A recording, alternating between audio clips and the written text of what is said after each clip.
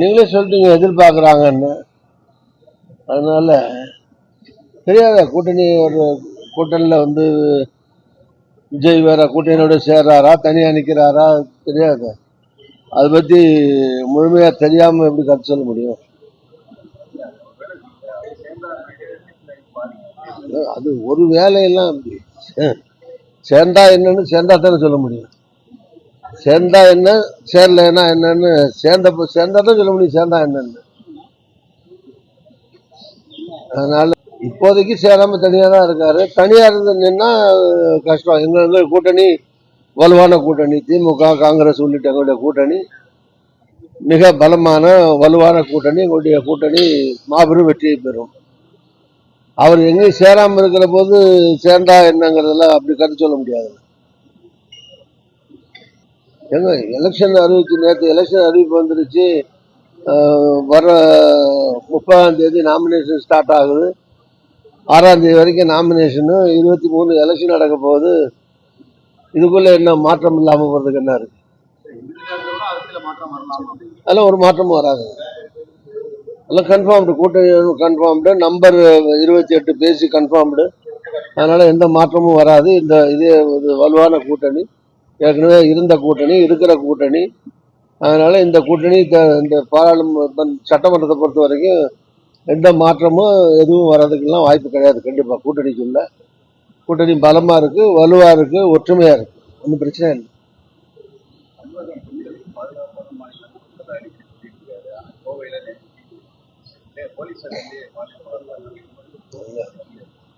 இது மாதிரி சம்பவங்கள் இந்தியாவில், தமிழ்நாட்டில் மட்டுமல்ல, இந்தியாவில் இருக்கிற பல்வேறு மாநிலங்கள்லையும் அங்கொன்றும் இங்கொன்றுமாக அங்கங்க சில மாநிலங்களில் சட்டம் ஒழுங்கு பிரச்சனைகள், இது மாதிரியான பிரச்சனைகள் இருக்கு. அது கண்டனத்திற்குரியது. காவல்துறை உரிய நடவடிக்கைகள் எடுக்கணும்.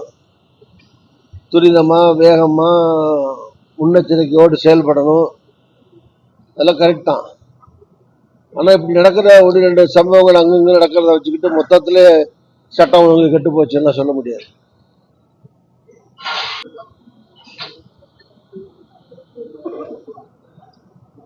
போட்டிடலாமா வேணாமா?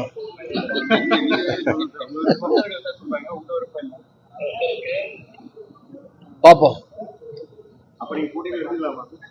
இல்ல பாப்போம்னா போட்டி போடணும்னு எடுத்துக்கலாம், போடலன்னு எடுத்துக்கலாம்.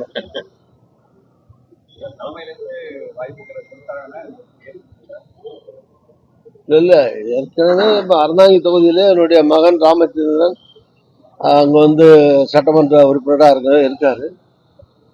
அதனால சீட்டுகள் பிரிச்சு 28 தொகுதி வருது. அதுல அறந்தாங்கி தொகுதியும் வரும்னு நம்புறேன்.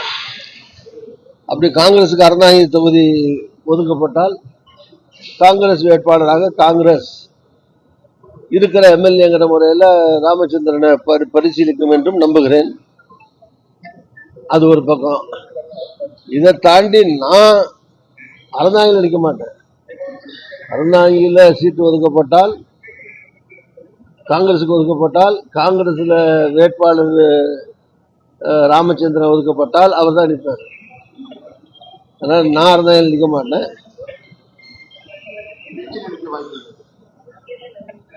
நீங்களா நீங்க சொன்னா யோசிப்போம்.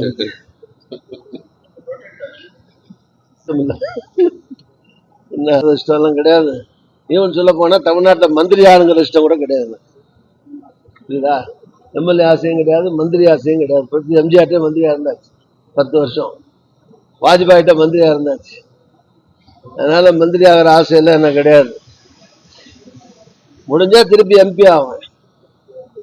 ராஜ்யசபாவோ லோக்சபாவோ எம்பி ஆனா ஆவனே தவிர தமிழ்நாட்டில் மந்திரி ஆகிறதுக்கெல்லாம் எனக்கு ஆசை கிடையாது. அதனால எம்எல்ஏக்கு நான் போட்டியிட மாட்டேன். யாராவது நம்ம காங்கிரஸ் தோழர்கள் நண்பர்கள் வரட்டும். 28 பேர் இருக்குல்ல, திருச்சியில எம்எல்ஏ கிடையாது, வரணும். அந்த மாதிரி இல்லாத மாவட்டங்கள்ல இருக்கிற மாவட்டங்கள்ல எங்கெங்க வாய்ப்பு இருக்கிற இடங்கள்ல தொகுதிகளில் பல ஆண்டுகளாக கட்சியில கூட இருக்கிற தோழர்கள், காங்கிரஸ் இருக்கிற தோழர்கள் முடிஞ்ச இடங்கள்ல அவங்க வருவாங்க, வரணும்.